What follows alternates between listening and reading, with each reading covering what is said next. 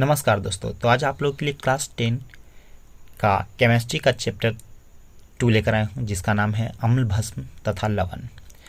तो इस वीडियो में आप लोगों को अति लघुत्तरीय, लघुत्तरीय और दीर्घोत्तरीय का सारा क्वेश्चन आंसर करवाऊंगा। तो चलिए पहले अति लघुत्तरीय से स्टार्ट करते हैं। तो अति लघुत्तरीय का पहला प्रश्न है, 3 खनिज अम्ल का सूत्र लिखें। तो देख सकते हैं 3 खनिज अम्ल लिखा हुआ है। अगला क्वेश्चन है, 1 कार्बनिक अम्ल का सूत्र लिखें। तो ये भी लिखा हुआ है। फिर अगला है, सिरका में कौन सा अम्ल होता है। तो देख सकते हैं इन सारे क्वेश्चनों का आंसर जो है नीचे दिया गया है। अगला प्रश्न है, बैटरी अम्ल क्या है। तो देख सकते हैं इसका भी आंसर दिया गया है। फिर अगला प्रश्न है, उस अभिक्रिया का नाम बताइए जिसमें अम्ल तथा भस्म की अनुक्रिया से लवण तथा जल बनता है। तो आप लोग देख सकते हैं इन सारे प्रश्नों का उत्तर जो है कुछ इस प्रकार से दिया गया है। तो आप लोग इसे जो है नोट कर लीजिएगा। देख सकते हैं इन सारे प्रश्नों का एक एक करके उत्तर दिया गया है। तो इसे आप लोग अच्छी तरह से नोट कर लें ताकि याद करने में किसी प्रकार का कोई प्रॉब्लम ना हो। अगर वीडियो फास्ट भागता है तो आप वीडियो को पॉज करके इसे आसानी से उतार सकते हैं। पॉज करने के बाद इसे उतारने में किसी प्रकार का कोई प्रॉब्लम नहीं होगा और आसानी से इस क्वेश्चन आंसर को आप लोग उतार पाएंगे। तो देख सकते हैं इन सारे प्रश्नों का उत्तर जो है कुछ इस प्रकार से यहाँ दिया गया है। तो आप लोग इसे अच्छी तरह से उतार लीजिएगा। उसी प्रकार से 25 है, वायुमंडल में जल के अणु त्यागने वाले जल योजित लवण क्या कहलाते हैं। तो देख सकते हैं इन सारे क्वेश्चनों का आंसर जो है कुछ इस प्रकार से दिया गया है। फिर 27 नंबर का क्वेश्चन है, 2 सूचक का नाम लिखें। तो यहाँ देख सकते हैं लिटमस, मेथिल ऑरेंज, इन दोनों सूचक का जो है नाम दिया गया है। इसी प्रकार से सारे क्वेश्चन का आंसर जो है यहाँ पर दिया गया है। तो अब चलते हैं लघुत्तरीय प्रश्न की ओर और देखते हैं लघुत्तरीय का पहला प्रश्न। लिखा हुआ है कि निम्नलिखित में कौन से अम्ल पाए जाते हैं। तो देख सकते हैं यहाँ पर दिया गया है कि नींबू का रस में सिट्रिक अम्ल, इमली में टार्ट्रिक अम्ल, इसी प्रकार से जितना भी है सभी में इस तरफ दिया गया है।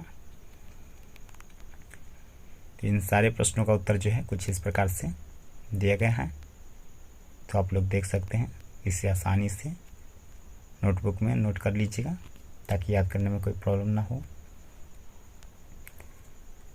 अब चलते हैं अगले प्रश्न की ओर और देखते हैं कि अगला प्रश्न क्या है।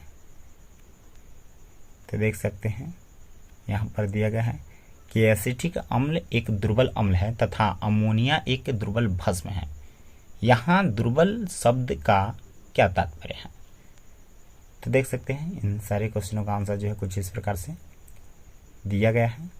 तो इससे आप लोग नोट कर लीजिएगा।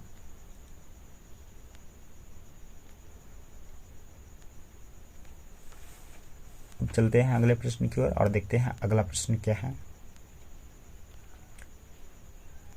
तो देख सकते हैं छठा, कार्बोनेट का उदासीनीकरण ऑक्साइड तथा हाइड्रोक्साइड के उदासीनीकरण से भिन्न कैसे होता है।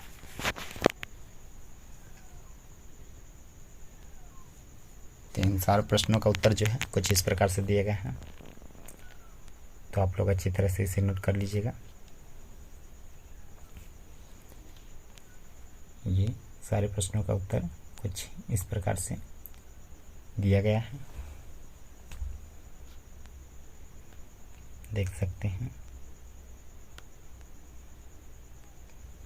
अब चलते हैं अगले प्रश्न की ओर।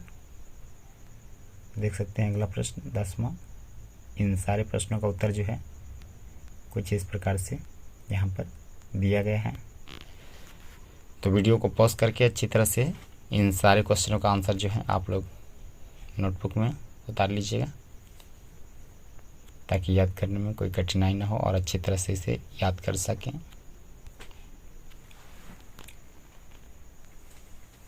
अब चलते हैं दीर्घोत्तरीय प्रश्न की ओर। तो दीर्घोत्तरीय प्रश्न का पहला प्रश्न है, गृह निर्मित सूचक आप कैसे बनाएंगे। तो यहाँ जो है दिया गया कि छात्र स्वयं करें। तो इसे आप लोग जो है इसे स्वयं कीजिएगा। बुक के भी सहारा ले सकते हैं। बाकी सारे क्वेश्चनों का आंसर जो है नीचे दिया गया है। तो इन सारे क्वेश्चनों का आंसर जो है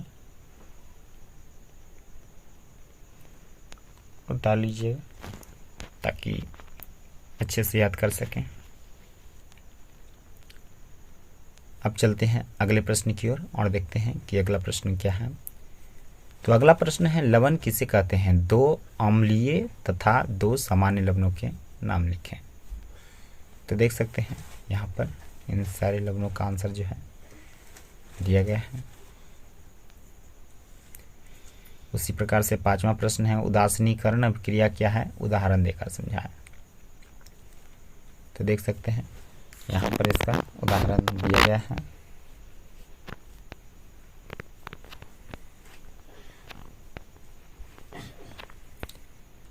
अब चलते हैं अगले प्रश्न की ओर और देखते हैं कि अगला प्रश्न क्या है। तो देख सकते हैं 7वां प्रश्न, इसके आंसर जो है कुछ इस प्रकार से नीचे दिया गया है।